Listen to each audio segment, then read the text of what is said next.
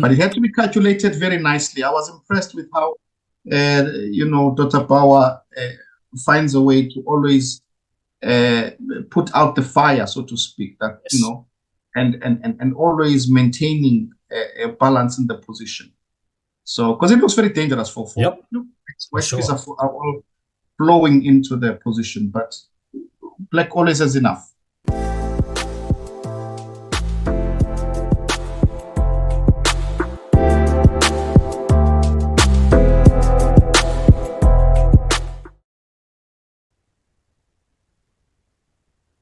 Chess, nonsense, and analysis.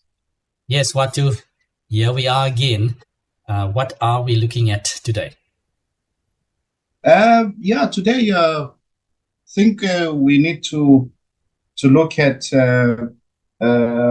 World Seniors Olympiad in Poland, and it's currently underway, and South Africa is playing there. So a South African team is playing there, strong South African team, and I think what was interesting for me was advocate Dr. Lyndon Bauer wrote. He always writes on reflections. He always talks about the event and so on.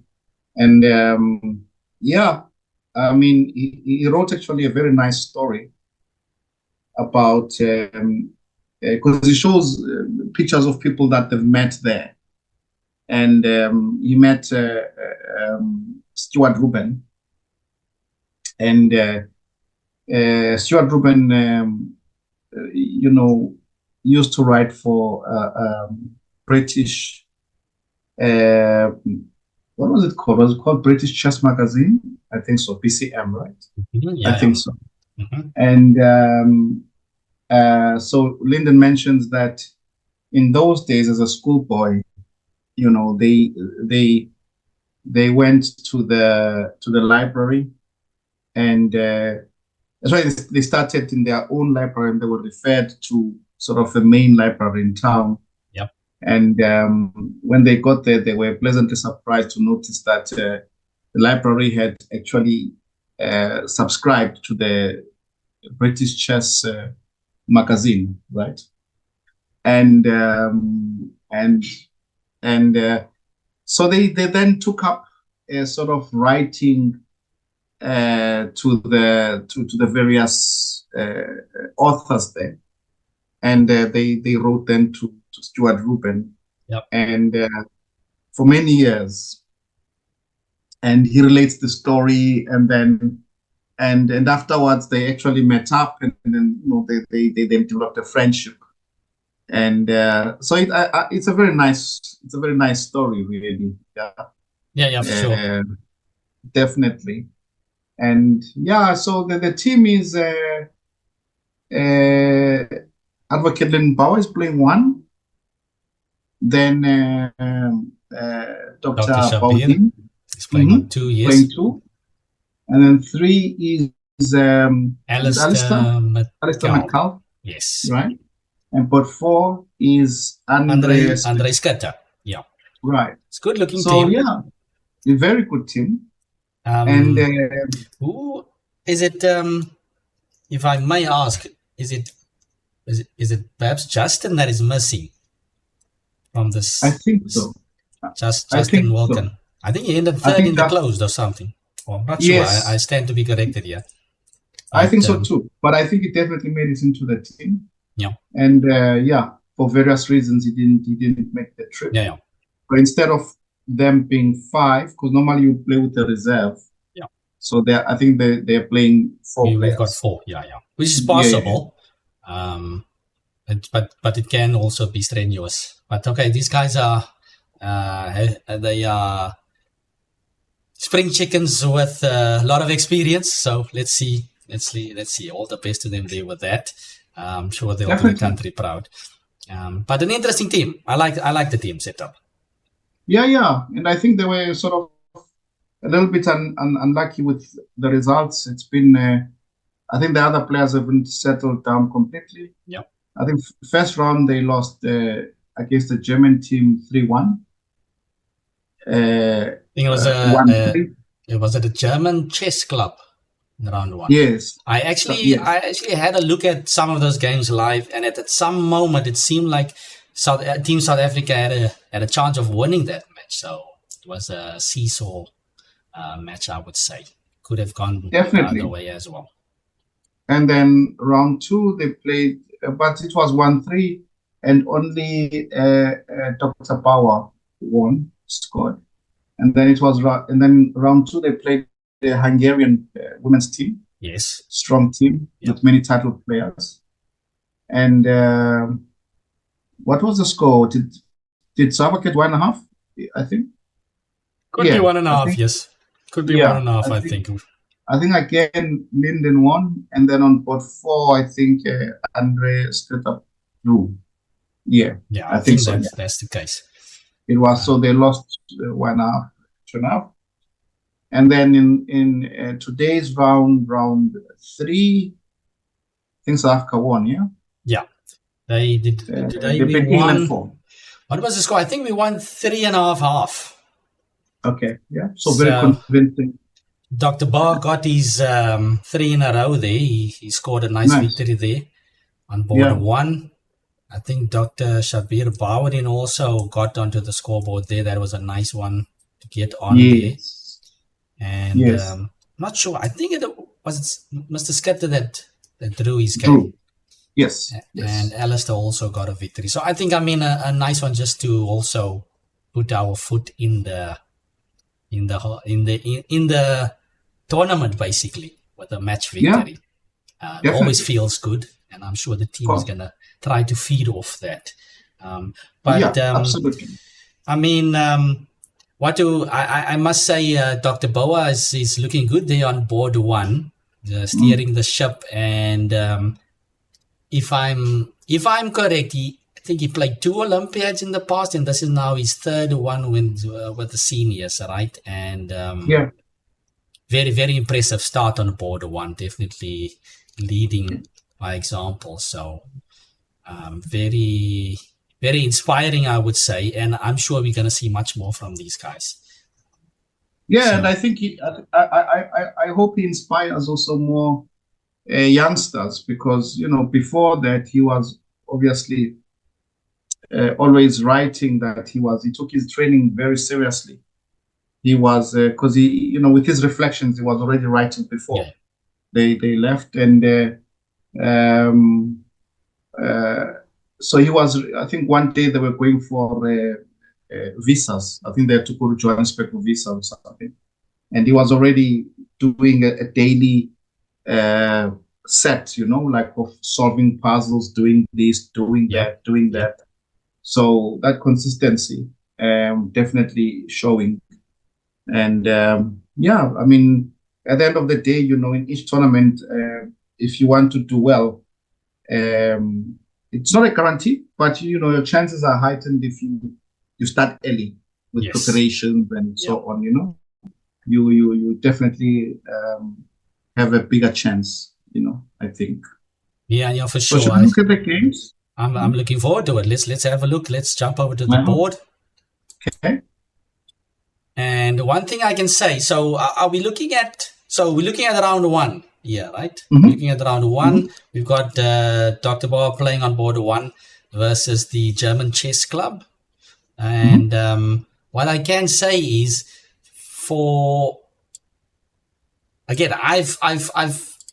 I've looked at some of Linden's games of the past at the Olympiad. If I'm correct now I've looked at his games long time ago. If I'm correct, I think he played a couple of C4 games there. So when I looked, I was pleasantly surprised when I looked at it.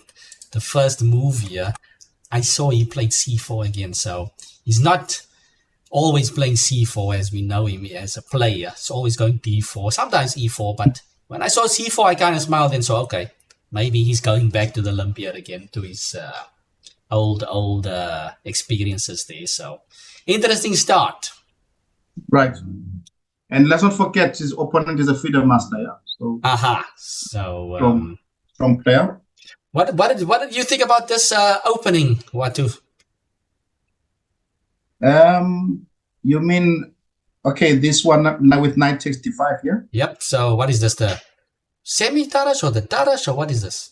I don't know what this is called, but it's. I mean, it's a Kramnik used it recently with black, and yeah. So I mean, very straightforward. Black wants to take on d4, create a weakness on d4, play sometimes bishop b4 check exchange, yes, trade some pieces, b6 bishop b7, and then hold white and go for an end game and outplay white. So yeah, while black is defining the structure very quickly, but of course the disadvantage is that not so many pieces on the king side, so black would he's come under vulnerable, right, to some king side play. Yeah, absolutely.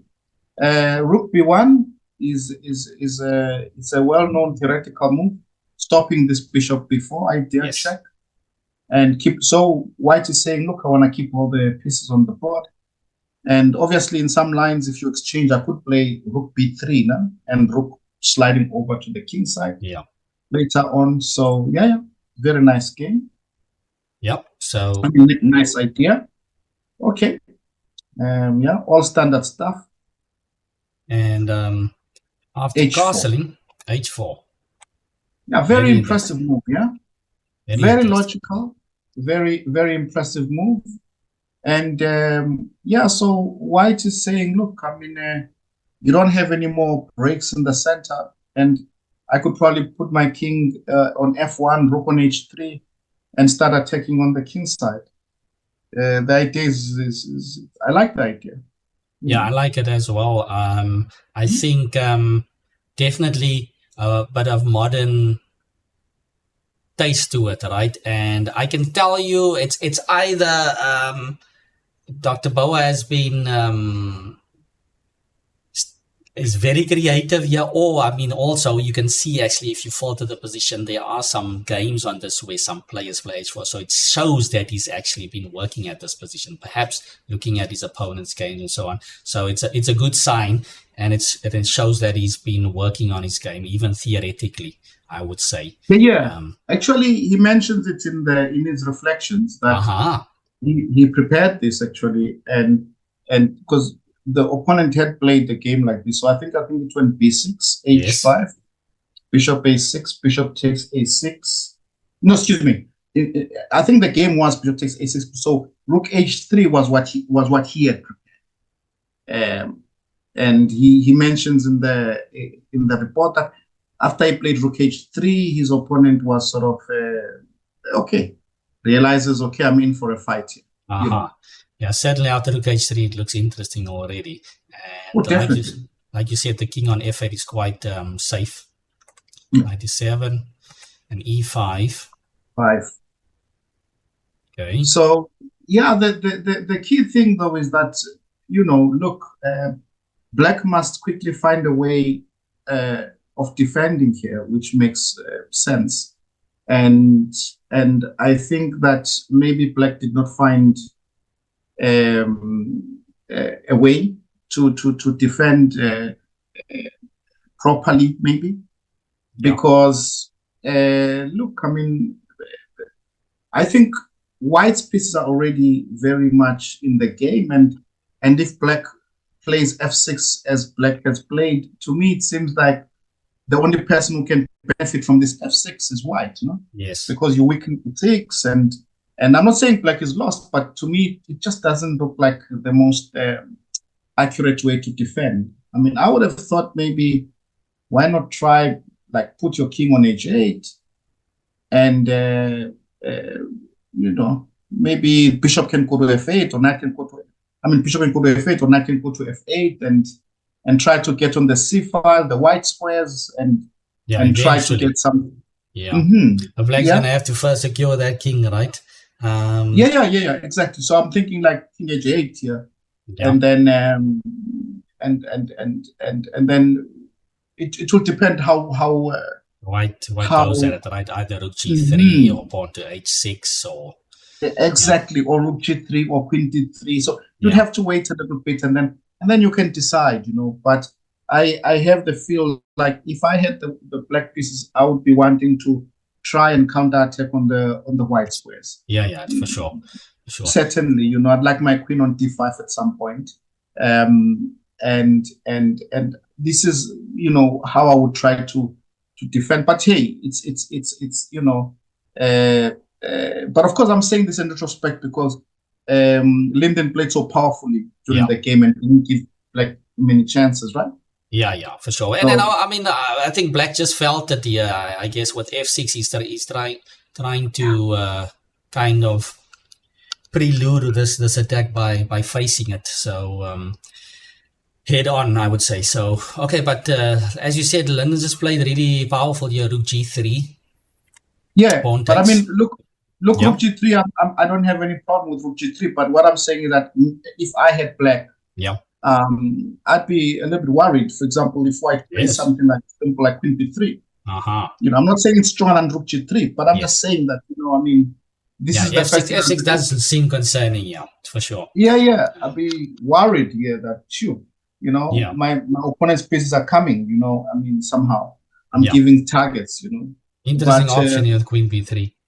Yeah, well, I'm sure he looked at it but didn't like it for some reason. But rook g3 looks also very nice because there's a pin on the king and you're consistent, isn't it? Rook h3, rook g3, and of course, very consistent. Okay, Black captures on e5.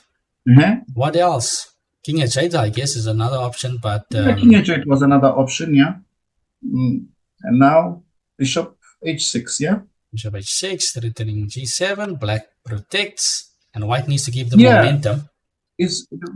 Well, there was also maybe it's very difficult to say these positions because there are so many options. I mean, as I say, considering how White plays, maybe rook f7 may have been also something to think about. I don't know. f7. Difficult to say. Yeah. Very difficult to say what is happening. It's very difficult because actually, I'm thinking now if rook f7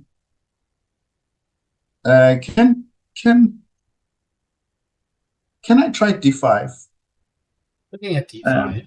Because I'm thinking if you move your knight, you play knight 7, then I want to put a knight takes e5. Oh, I think it's knight e5, yeah. Okay. You see, and then if you take on d5, I play queen takes d5, pinning the rook. Threatening rook takes g7. Yeah. And I can, so I don't know. It looks extremely difficult, the position. So Black plays bishop f6, very difficult position. And White just continues attacking here. Bishop takes g7 and plays h6. I like this idea. Plays rook f7, and I'm very, very impressed with knight g5. Yes. Knight g5, very nice. Yeah, very nice move, and definitely grabbing the initiative and just going for it. Rook f6. Black doesn't want to lose exchange. Yep. Takes on g7. Queen e8. And now this move I like very much. And actually in his reflections, Linden writes about this move. Yeah. And he says that after the game, they looked at the game with his opponent, and the opponent was quite impressed by rook b3 because it brings another piece into the game. Basically, last piece into the attack, Yeah. Yeah. This is the point. This is actually, we talked about in one of our episodes where we looked at Carlsen, and how Carlsen was sort of how he learns from past games, right?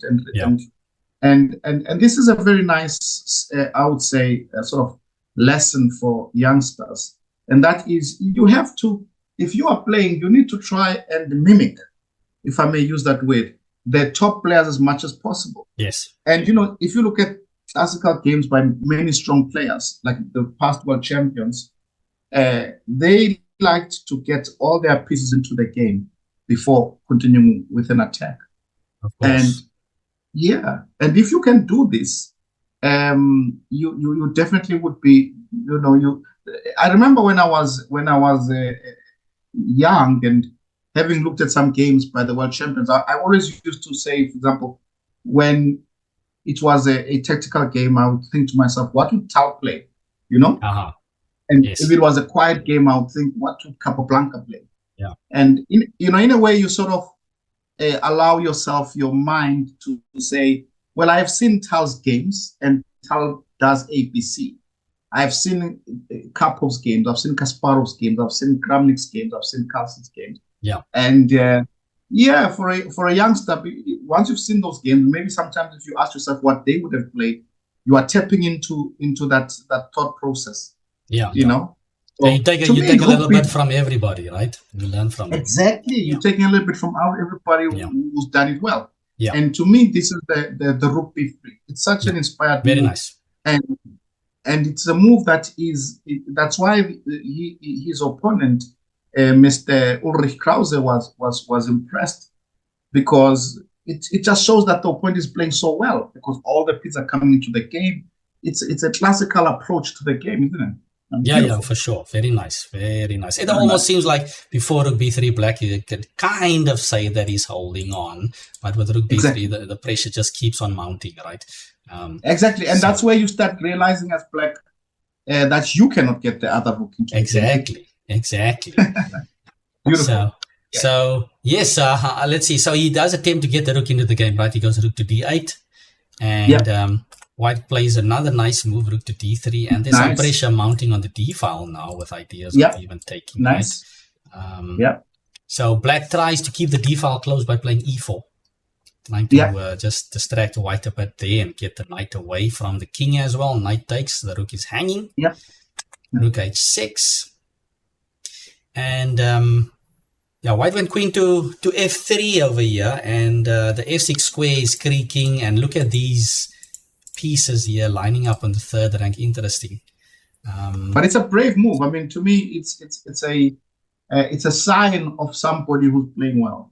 Yes. Because you are not worried about rook h1 check. You know, when you're playing, when you're not playing well, we've all been through this. Everything worries you. You know. Yes. Opponent plays check, and you're worried, and you know. But this is just not worried about anything. White is building their own, because you know, if you think about it, White is building a mating net. I mean, if White plays queen f4, rook f3, queen f8 check is mate. Because I take back, and queen and queen check. You know, so just building the own attack at such a blistering pace. You know. Yeah, White's not looking back at all. Yeah, it's steaming forward. No, you know, very not nice. At all. Very nice. Yeah. Black decides to offer a trade over here. Black is feeling the heat. Yeah. And the setup that you just mentioned, it seems like Dr. Boa is going for this setup with queen f4. Yes. Yeah. And queen h1 check was played. What else? Yeah, I think I saw this game live, and I was glancing at the rook c8, but then I realized it doesn't work in time, right? Because after rook c8 again, you just play rook f3, I think. And yeah, you. Oh, can I not check? And if I play queen h1, king e2, rook c2, knight d2, right? Exactly. Then queen f8 is irresistible. So therefore, Black has to play queen h1 first. Sure. Because there was something else. Yeah, Black went queen h1 check, king e2, and then he went rook h4. Rook c8 doesn't work here again, right? Yeah. Yeah, rook c8. I don't think you have time. Let's look at it. Yeah, you don't have time, I think. Rook c8. What if I ignore you? After, let's say you play rook c8, and I just ignore you by playing. Can I ignore you and play rook f3, for example? Check knight d2 again. Oh, you know what? You know what the problem is? I flipped it around. I think earlier when I mentioned Black had to check, I think it's the other way around. If Black goes, so queen f4 was played. If Black goes rook c8 first, then I said, no. Rook h3 doesn't work. Right? Well, the queen is stopping rook c1, right? Oh yes, it covers. Yes, so rook h3 is even a threat. Yeah. It's even a threat. Yeah. Middle threat is rook h3 as well, right? Okay, all right. So I mean, it's not like Black wants to throw the queen there in the corner, but now he's kind of forced to almost. Forced, yeah. Yeah, rook h4. And this was one interesting moment actually. I don't know if you checked out this position, but I had two moves in mind. The first move almost seemed forced. which was the move played in the game, knight f6 check. Right. And it looks strong, actually. But there was the other option here that I considered. I think rook g4. Rook g4 also looked interesting. But okay, we're looking at good options here for white. I suppose black is already in trouble here. Mm-hmm. So rook g4 also looked interesting. But okay, I think white plays quite strong here with knight f6 check. Mm-hmm. I like it because it's forcing, and it's it's easier to calculate forcing moves. No? Yeah. Yeah. Mm-hmm. And rook e8 was played. Of course, a check like e4. I'm assuming you just go king f3, right? Yeah. King f3, and the rook is there. Both rooks are hanging basically after that. So both the check won't do anything. Yeah. Mm-hmm. Let's now threatening mate. Yeah. Mm-hmm. Yeah. Check over there. Rook e3. Mm-hmm. Trade. Queen b1. Rook f3 with a deadly threat on f8 and f7. Yeah, now it's over, yeah. White just needs to get out of the checks, right? Rook f1 and over. Very nice finish. Very powerful game. Very swift attack, right? Impressive stuff by Dr. Boa. You know what is impressive about this game? I always look at chess games, I know many chess fans, they view a game with analysis of the computer at hand. And, and then they say, well, okay, whatever, based on what the computer says. Yeah. But for me, I discard the computer completely. I'm looking at it as a human being. Yeah. In terms of what you feel in the position. Do you think that you've got counter attacks? Do you think so? The way I see this game, why I'm so impressed by it. The opponent is 2171 FIDE master, but he's beaten, in order to beat somebody like this, that somebody doesn't have chances, and we cannot even necessarily pinpoint where they went wrong, right? It's normally 200 to 250 rating points higher than that person. Yes. That's the strength that you display. Yeah. You see? So if in a game, a 200 to 240 rating points strength difference, then you are losing almost sometimes without really seeing what you did much wrong. Exactly. Yeah. And you get that feeling here, right? Yeah. Like black didn't really, okay, we can criticize f6, but I mean, there isn't really much that black can sort of have a nightmare with and say, why did I play that? You understand? Yeah. And just cleaned off the board. And 2171, I mean, this is a really powerful display here by Dr. Boa. Very, very good. Fantastic stuff. Amazing first round at the senior world championships there. So absolutely. Inspiring stuff. Well done to Dr. Boa. And yes, so I mean, he continued over there. I think so as we said that in round one, the team actually went down, even though they had their chances. And in the second round, they got to play the Hungarian women's team. Yes. Are we going to have a look at that one?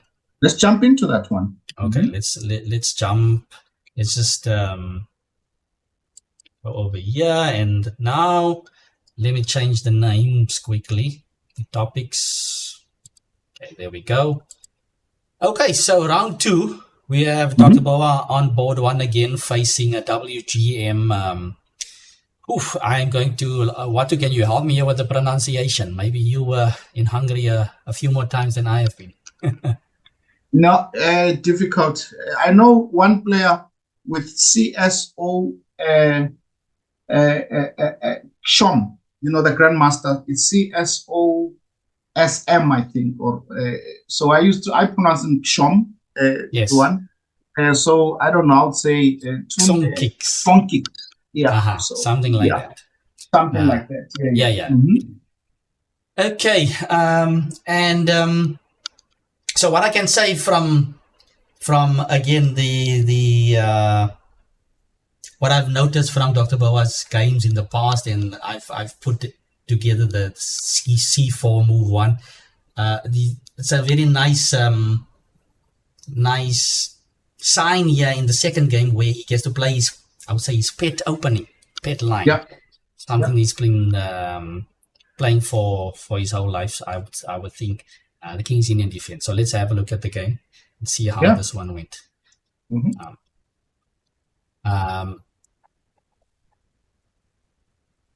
Okay, and we have a G3 system. These G3 systems are always difficult to crack, right? You're not going to go directly into compared to those Mardel Plata lines.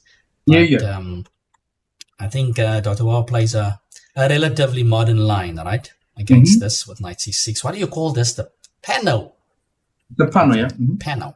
Knight c3, a6. Black is, of course, asking white to push the pawn and overextend a bit, but white just keeps it solid. Rook b8. Black's going for some standard b5 idea.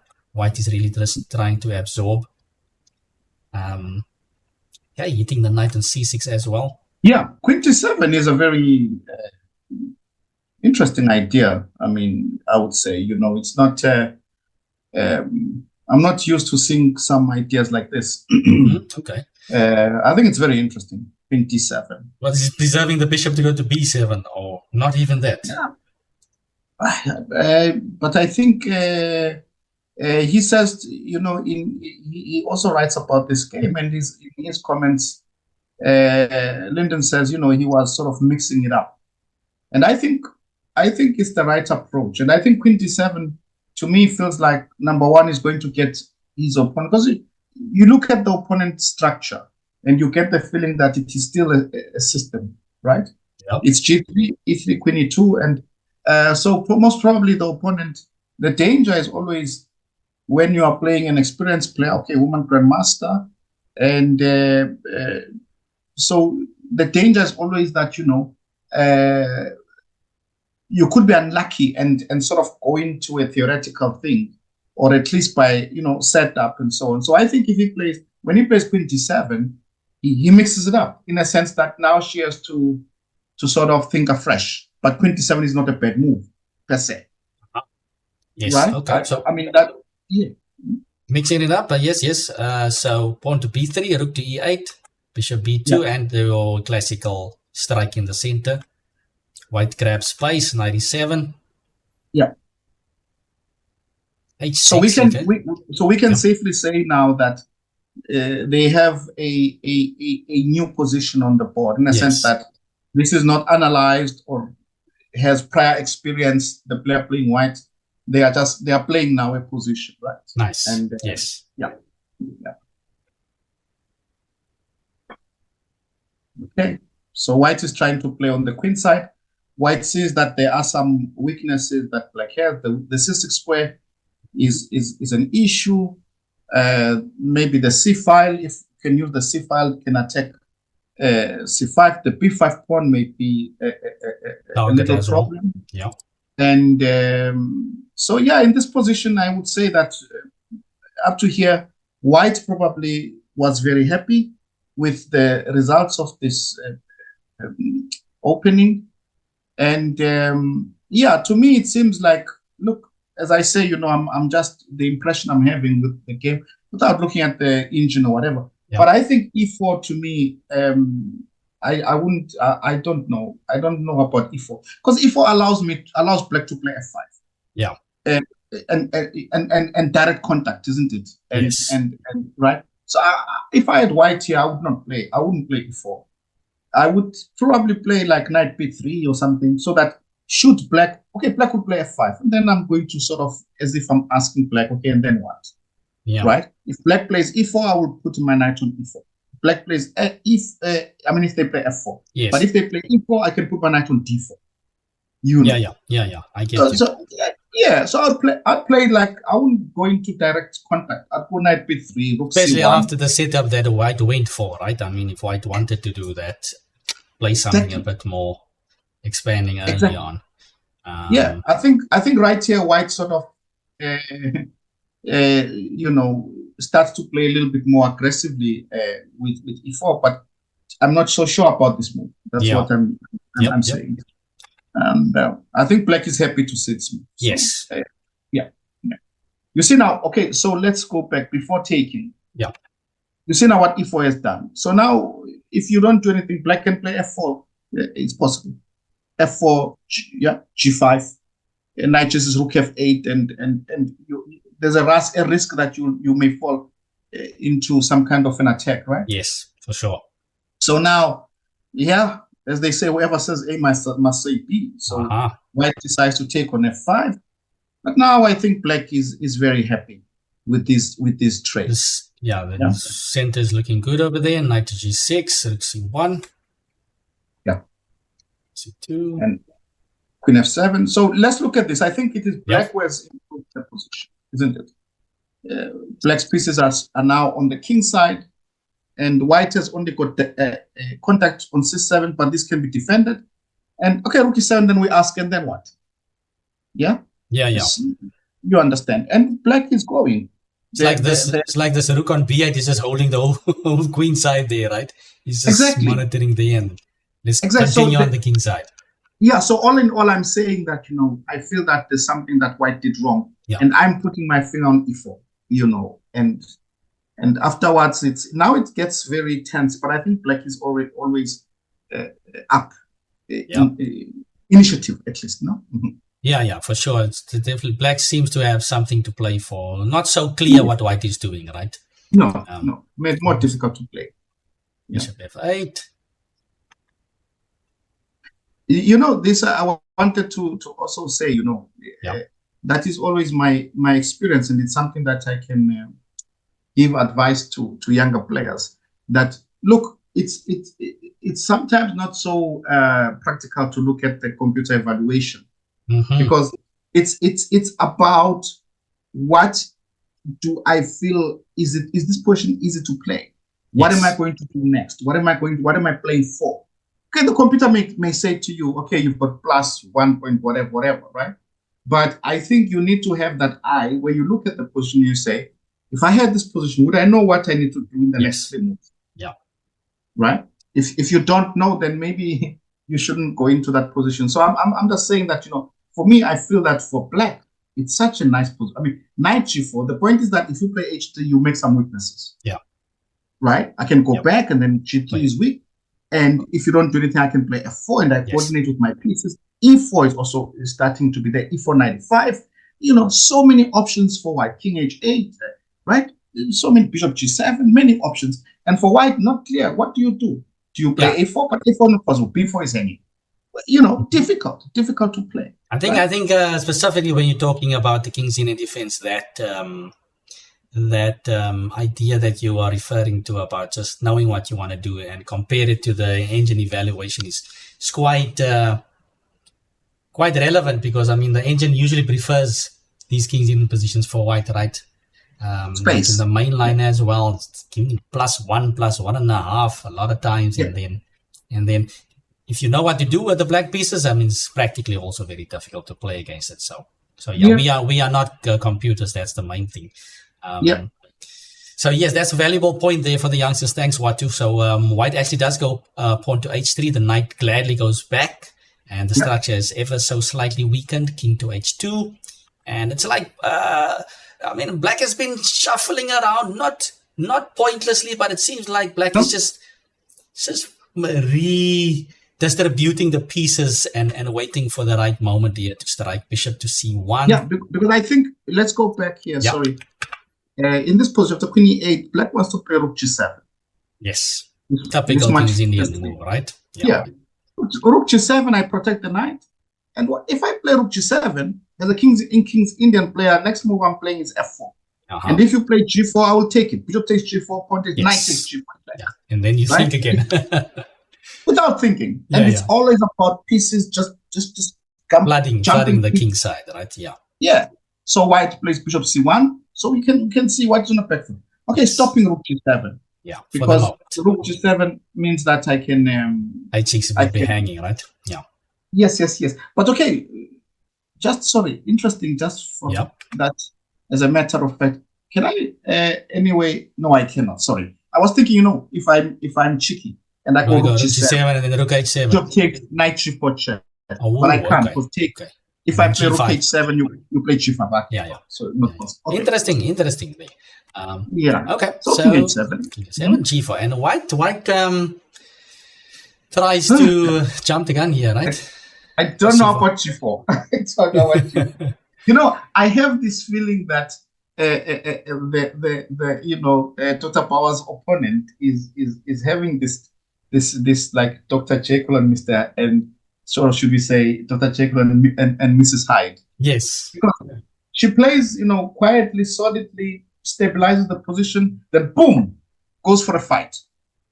Then quietly, solid, then boom. It's like two different players and two different approaches at the same time. Yeah. For sure. So G4 is very interesting. I would say Black probably would welcome it. I guess White is just motivated by this over there, right? But the queen is on E8. I mean, Black should be happy to see it. Going to 7. On to G5. Knight H5. And again, the point is that, okay, you get this pawn, but you're opening the H file. I mean, excuse me, the G file. The G file. Yeah, Black is happy to see it. I mean, unless you have something concrete. Yeah. But it's going to be very difficult. And I don't think that White finds something. So she tries 96. Actually, this is a very good try because at least you get your other pieces into the game, right? Yep. Yeah. Opening up some lines and squares. Yeah. A very nice move. Now, finally, we get coordination.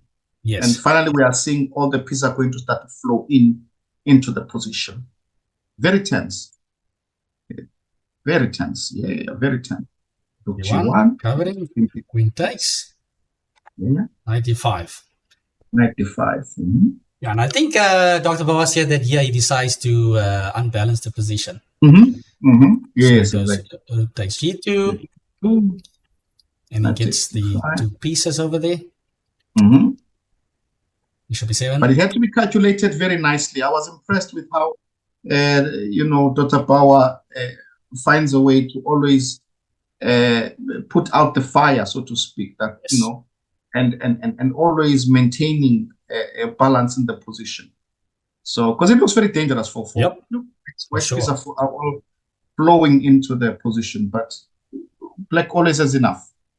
Mm-hmm. Yes. 4. Threatening rook takes H5. Yes. But then Bishop F8. So you can't take on H5 yet, and take on G6, right? Take on G6, yeah. So not yet. So now trying on the G file somewhere, yeah. White is trying everything on the H file, and what does Black do? He just makes a move on the H file with the king, right? Threatening Bishop takes H6, isn't it? Yeah. Beautiful. Queen C6, Black's on H6. It's done. There's no more attack. Now E4, Rook G1, Rook A8. Why not start using that last piece again, right? Exactly. It's even time to offer a trade. Yeah, beautiful. 5, Rook E6. Knight G7, and look at those knights. Yeah, I think I've mentioned this to Dr. Bauer before. I think I've watched quite a bit of his games. I think in his reflections books, I'm not sure which one it is, which volume, but he shows a lot of his games. I think the knights, it's a favorite. You know what? Now that you mention it, I found his comment on the knight on D5. He said the knight reminded him. Yeah, he said he's calling her Rosa Parks. Yes. She refuses to move. Yes. Yeah. Nice one. Yeah, very nice. Yeah. So. Queen A1, and I mean he's flooding the center. White tries something over here. Yeah. To D1, Knight F3 check, King G2, and takes, and there's nothing left here for White. Yeah. Lovely game. Yeah. And again, we have the same case. I mean, this is really very impressive to me because again we have the same case of a player losing again, and again it's not clear where they have actually made a mistake. Yeah. Okay, we can argue again with E4. We can say okay, E4 and G4, it wasn't really a losing move. Yeah. And it's not clear to say okay, but White should have done ABC, and White lost because of this. It's just again, outplayed. Very nice game. Again, I go back to saying, again, it's this 250 points difference in strength that is displayed, where the opponent just doesn't have a chance. Beautiful. Yeah, beautiful stuff. It definitely seems like Dr. Boa is quite at home in these setups, right? In King's Indian setup. Yeah. And he certainly embraced these complications well, and he seems well prepared and great start. Yeah. And that was his round 2 lovely victory over there. Yeah, and he won round 3 as well, right? Went on to win round 3 as well. So beautiful, perfect start over there. And we are looking forward to seeing more. Didn't the team win in round 3? Yes, they won in round 3, I think 3.5. So we should be getting a better challenge in the next match. Very good. So yes, this has certainly been entertaining. We are certainly hoping and looking forward to perhaps seeing some other players displaying some nice games as well. I'm pretty sure it will come. Yes, but well done to Dr. Boa for starting off with a perfect score on Border 1. Absolutely. And yes, I think we shall be keeping a close eye on the rest of the event. Absolutely. All right. So I think that's enough nonsense for today. That's enough nonsense for today. And we will, Guys, if you would like to support our channel, don't forget to press the subscribe button. Don't forget to share it. Press the like button and leave a comment and tell us a bit more about what you want to see or whose game you want to check out next. And hope you enjoyed it, and we'll see you for the next one.